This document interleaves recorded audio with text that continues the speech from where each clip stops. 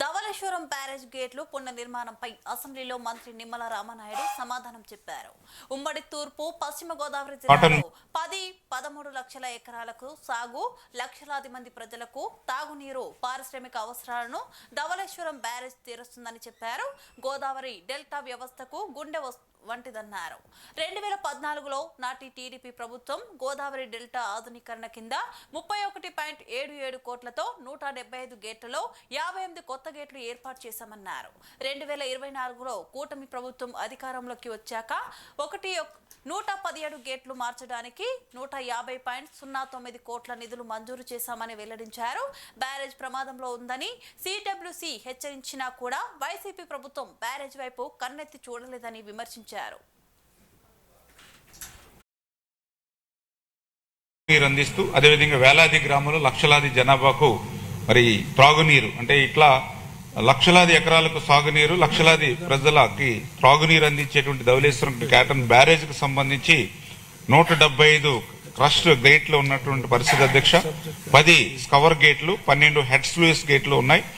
ఏదైతే ఆ రోజు 2014-2019 ఆ రోజు తెలుగుదేశం ప్రభుత్వ హయాంలో ఈ 175 క్రస్ట్ గేట్లకు సంబంధించి ఆ రోజు 31.77 కోట్ల రూపాయల నిధులు మంజూరు చేసి 58 గేట్లను ఆ రోజు కొత్త గేట్లను మనం ఏర్పాటు చేయడం జరిగింది అధ్యక్ష.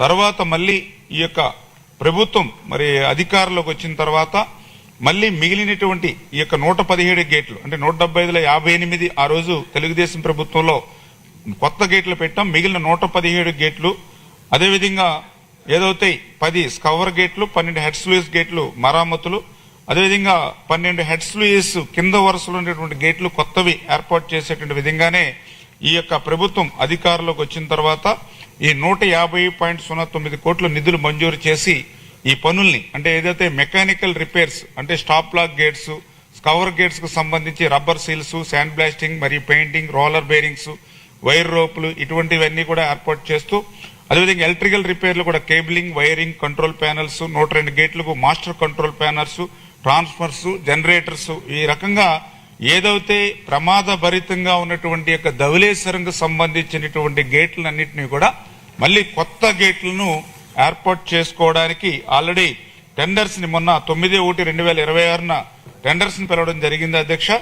ఏదైతే ఈ యొక్క టెండర్స్ కూడా ఈ నెలలోనే ఫైనలైజ్ చేసుకుని ఆ ఏజెన్సీని ఫిక్స్ చేసి ఖచ్చితంగా మరి త్వరితగతంగానే ఈ సీజన్ లోనే ఈ యొక్క కొత్త గేట్లు ఏర్పాటు చేసేటువంటి విధంగా ఈ యొక్క ప్రభుత్వం చర్యలు తీసుకుంటూ